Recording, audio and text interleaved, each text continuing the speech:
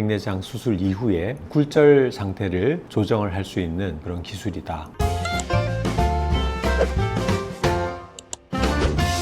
원장님, 요즘 이슈가 되고 있는 네. 인공수정체가 있다고 들었는데 네. 수술 후에도 렌즈 모양을 변형해서 도수를 바꿀 수 있다고 하던데 혹시 뭔지 아시나요? 네. 당연히 저희 병원에 들어오는 건 알죠. 라이트 어저스터블 렌즈라고 약어로 LAL 렌즈라고 얘기를 합니다. 우리 PD님 말씀하신 것처럼 획기적인 것이 시력을 나중에 조절을 할 수 있는 거죠. 백내장 수술 이후에 굴절 상태를 조정을 할 수 있는 근시나 원시, 난시를 수술 이후에 차후에 조절할 수 있는 그런 기술이다라고 보시면 될 것 같아요. 환자들한테 도움이 되는 장비이기 때문에 저희가 이제 그런 것들은 주저하지 않고 과감하게 투자를 하는 병원이잖아요. 그리고 이제 제가 또 개인적으로 그런 성향의 의사이기도 하고 지금까지의 경험들이나 FDA에 서미션된 데이터나 논문 자료들을 보면 도움이 되는 환자들이 있을 거라는 확신이 있기 때문에 이 장비를 도입을 하게 됐습니다. 근데 이게 빛으로 조절 가능하다고 하던데 네, 그게 네. 무슨 뜻인가요? 그 자외선을 쬐서 도수를 조절하는 그런 원리입니다. 아주 구체적으로 설명을 드리자면 우리가 백내장 수술을 할 때 인공수정체를 삽입을 하는 건 알고 계실 겁니다. 그 인공수정체를 구성하고 있는 재질이 365나노미터의 자외선을 쬐면 그 도수가 변할 수 있는 그런 구조를 가진 특수 인공수정체인 거죠. 다른 인공수정체를 이용한 수술에서는 수술 이후에 예측도가 나쁜 경우에 예상치 못하게 굴절 이상이 발생했을 때 그걸 사후에 고칠 수 있는 방법은 없었거든요. 유일하게 이제 그걸 고칠 수 있는 거는 인공수정체를 교체하는 방법밖에 없었는데 사실 인공수정체를 교체한다는 게 기술적으로 쉬운 것도 아니고 환자분한테 또 주어지는 피해가 있을 수 있기 때문에 그렇게 위험도가 높은 시술 방법보다는 그 인공수정체가 있는 상태에서 화학적인 요법으로 도수를 변형시킬 수 있기 때문에 훨씬 더 안전하게 우리가 디테일하게 난시나 근시나 원시를 추가적으로 교정을 할 수 있게 된 거죠. 그래서 수술의 정밀도가 엄청 높아졌다고 보시면 될 것 같아요. 왜냐하면 노안이 있는 분들은 아주 적은 양의 난시나 원시나 근시가 수술 이후의 시력의 완성도를 많이 떨어뜨릴 수가 있거든요. 그래서 일반적으로 그렇지 않은 눈에 비해서 노안을 교정을 좀 더 정교하게 하기 위해서는 아주 디테일한 치료가 필요했었는데 그걸 사후에 가능하게 만든 아주 획기적인 방법이기 때문에 저희가 가지고 있는 기대가 상당히 큽니다.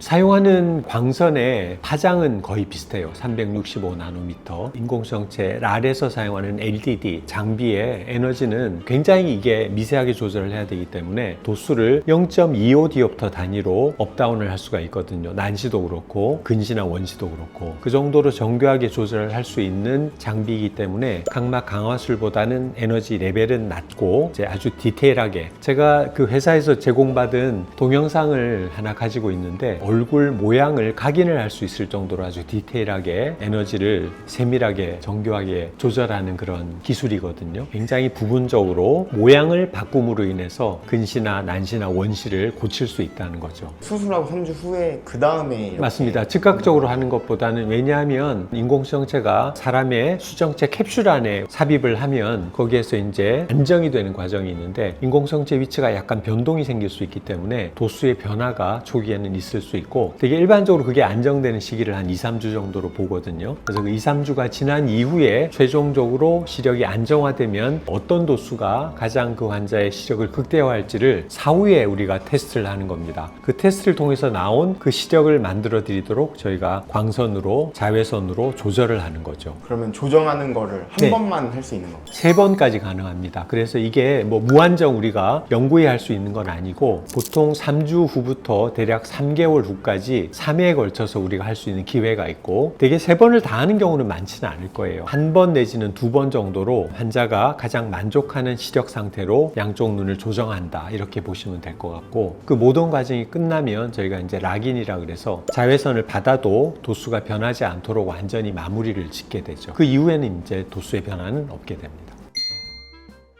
두 가지 모델이 있는데 단초점 렌즈가 있고 1.5디옵터에서 한 1.75디옵터 정도의 애드가 있는 에도프 렌즈라고 그러죠. 연속 초점 렌즈를 가지고 있는 게 있어서 조금 더 많이 사용되는 거는 그 플러스 렌즈라 그래서 에도프 기능을 가지고 있는 렌즈를 조금 더 많은 사람들이 쓰고 있습니다. 저희도 아마 주로는 그 렌즈를 쓸 것 같은데 근데 그 에도프 렌즈가 기존에 우리가 알고 있는 여러 가지 뭐 3중 초점, 4중 초점 렌즈들처럼 빛번짐이 있거나 그런 렌즈가 아니기 때문에 우리가 기대할 수 있는 거는 원거리 시력의 선명도가 상당히 좋고 빛 번짐이 없는 상태에서 노안을 아주 안전하게 치료할 수 있고 도수를 파인하게 고칠 수 있다는 그런 장점 때문에 이 시술 방법을 저희가 굉장히 기대를 많이 하고 있는 겁니다.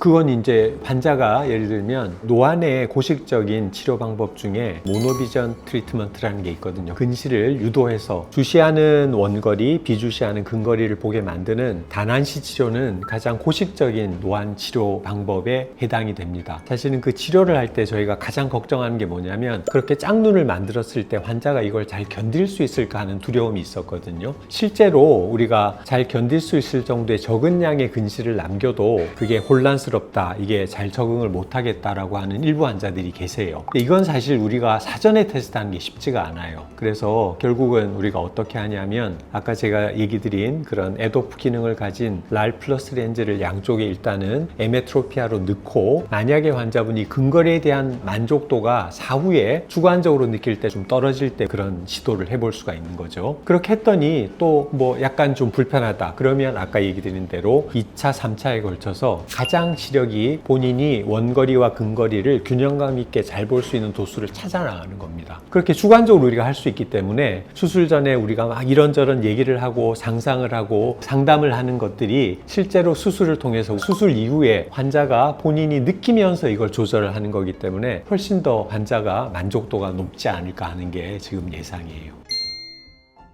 그러니까 이제 한 두 가지 정도로 볼 수 있을 것 같아요. 우리가 백내장 수술할 때 인공성태 도수를 사전에 계측을 해서 여러 가지 데이터들을 공식을 통해서 그 환자의 가장 적절한 렌즈를 선택을 해서 삽입을 하거든요. 근데 그렇게 했는데 오류가 생기는 케이스들이 있어요. 가장 대표적인 게 예전에 굴절 수술, 각막 수술을 받은 사람, 라식이나 라섹을 한 사람을 백내장 수술할 때는 그 오류가 생길 가능성이 올라간다는 것들은 환자들도 알고 계시고 의사들도 잘 알고 있습니다. 근데 그런 굴절 수술을 하지 않고도 오류가 생기는 케이스들이 있는데 가장 대표적인 게 고도 근시가 있거나 고도 원시가 있거나 아니면 각막의 형태, 각막의 만곡도라고 하는데 각막 만곡도가 평균에서 많이 벗어나 있거나 혹은 전방의 깊이가 많이 벗어나 있거나 이런 바이오메트리상의 파라미터들이 평균치에서 조금 벗어나 있는 케이스들은 제가 최선을 다해서 수술을 잘 했음에도 불구하고 환자분들이 도수의 오류에 의해서 수술 이후에 환자분들의 만족도가 많이 떨어질 수가 있거든요. 그런 분들이 이제 가장